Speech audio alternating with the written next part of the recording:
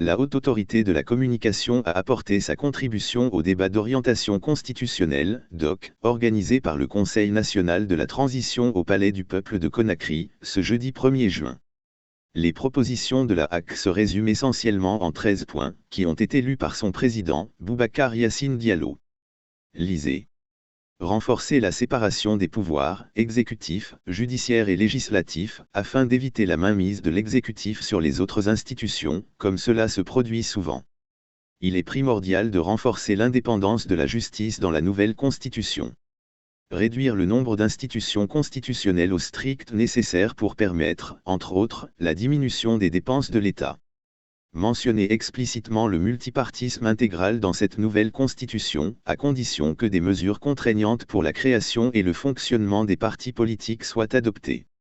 Ces mesures permettront à terme l'extinction des formations politiques qui ne répondent pas aux exigences de la loi. Introduire la candidature indépendante lors du scrutin uninominal à un tour pour les élections législatives, tandis que la constitution des listes nationales resterait réservée aux seuls partis politiques. Il est important de donner une chance aux candidatures indépendantes dans les circonscriptions électorales, sans empiéter sur le vote des partis politiques. Permettre la candidature indépendante à l'élection présidentielle en exigeant un nombre significatif de parrainages pour toute candidature. Abandonner l'idée d'une loi d'habilitation du président de la République entre les sessions de l'Assemblée nationale, afin d'empêcher la prise de décisions fantaisistes et de renforcer son caractère exceptionnel. Maintenir le mandat du président de la République à 5 ans, renouvelable une seule fois. Ne pas imposer de limite d'âge pour les candidats à l'élection présidentielle. Cependant, envisager des mesures strictes concernant la santé physique et mentale. Fixer l'âge minimum d'éligibilité à l'Assemblée nationale à 23 ans, au lieu de 25 ans. Mettre en place un organe de gestion des élections principalement technique, afin d'éviter que les partis politiques ne soient à la fois juges et parties prenantes. Mentionner de manière explicite la dépénalisation totale des délits de presse.